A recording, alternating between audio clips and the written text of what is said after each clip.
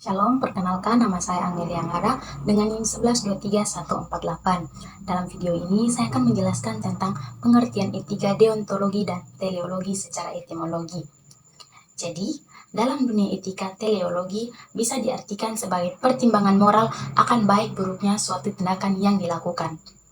Perbedaan besar tampak antara teleologi dengan deontologi. Secara sederhana, hal ini dapat kita lihat dari perbedaan prinsip keduanya. Dalam deontologi, kita akan melihat sebuah prinsip benar dan salah. Namun, dalam teleologi, bukan itu yang menjadi dasar, melainkan baik dan jahat. Etika deontologi adalah sebuah istilah yang berasal dari kata Yunani, deon, yang berarti kewajiban, dan logos berarti ilmu atau teori. Mengapa perbuatan ini baik dan perbuatan itu harus ditolak sebagai keburukan? Deontologi menjawab, karena perbuatan pertama menjadi kewajiban kita dan karena perbuatan kedua dilarang. Sejalan dengan itu, menurut etika deontologi, suatu tindakan dinilai baik atau buruk berdasarkan apakah tindakan itu sesuai atau tidak dengan kewajiban. Karena bagi etika deontologi yang menjadi dasar baik buruknya perbuatan adalah kewajiban. Atau dengan kata lain, suatu tindakan dianggap baik karena tindakan itu memang baik pada dirinya sendiri, sehingga merupakan kewajiban yang harus kita lakukan. Selanjutnya, di sini saya akan menjelaskan tentang prima facie menurut Wederos. Prima facie menurut Wederos adalah kewajiban prima dari segi pendekatan moral yang dapat diterima pada pandangan pertama. Rawls menjelaskan bahwa kewajiban prima facie adalah kewajiban yang dapat diterima sebagai kewajiban prima dari segi pendekatan moral, meskipun tidak selalu dapat diterima sebagai kewajiban prima dalam setiap situasi.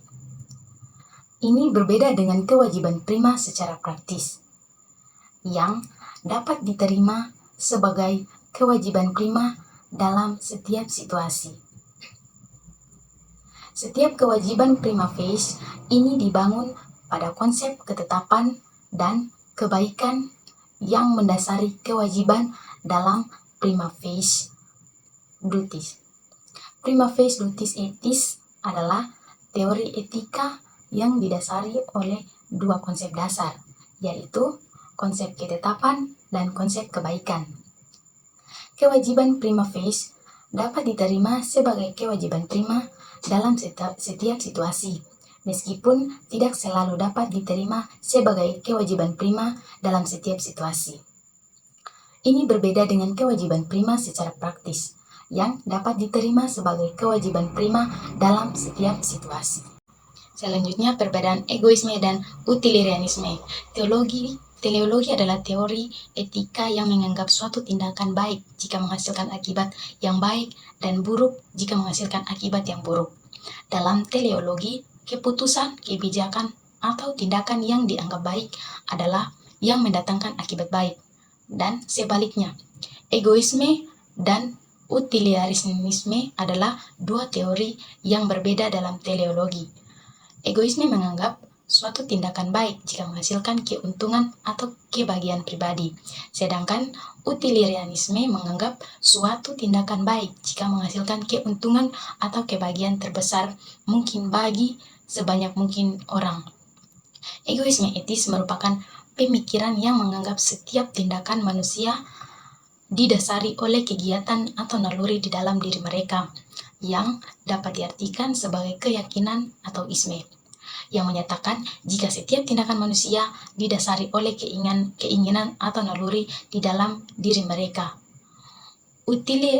Utilitarianisme kemudian menganggap suatu tindakan baik jika membawa manfaat bagi sebanyak mungkin orang anggota masyarakat.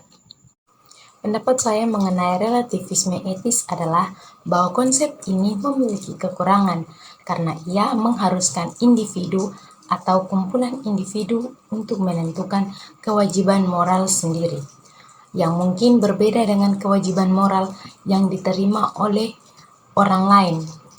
Saya mendukung peranan etika deontologi dan teleologi karena keduanya memiliki prinsip yang objektif dan dapat diukur.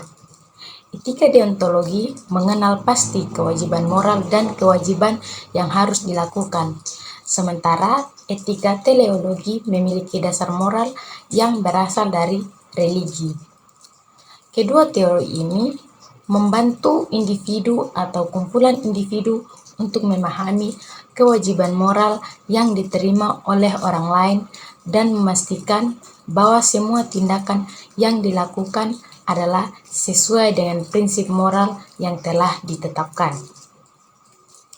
Saya menyangka bahwa relativisme etis akan menyebabkan kekurangan dalam pengembangan moralitas, karena individu atau kumpulan individu akan memiliki kewajiban moral yang berbeda yang mungkin akan menyebabkan konflik dan kekurangan dalam pengembangan moralitas. Relativisme etis yang dalam kehidupan sehari-hari yang lebih sering diterapkan karena ia menyediakan ruang untuk individu atau kumpulan individu untuk memahami kewajiban moral yang berbeda dan memastikan bahwa semua tindakan yang dilakukan adalah sesuai dengan prinsip moral yang telah ditetapkan. Relativisme etis juga membantu individu atau kumpulan individu untuk menghadapi situasi yang berbeda dan memahami kewajiban moral yang berbeda dalam situasi tersebut. Namun, relativisme etis juga memiliki kekurangan karena ia tidak menyediakan prinsip moral yang objektif dan dapat diukur, yang membuat kewajiban moral yang berbeda dapat menyebabkan konflik dan kekurangan dalam pengembangan moralitas.